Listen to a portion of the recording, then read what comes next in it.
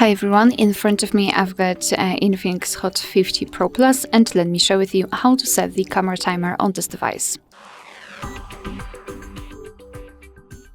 So let's begin with opening the camera app, and currently we are in the standard photo mode, so we can open the settings. Let's tap on this arrow right here, and as you can see here we've got the timer, so let's tap.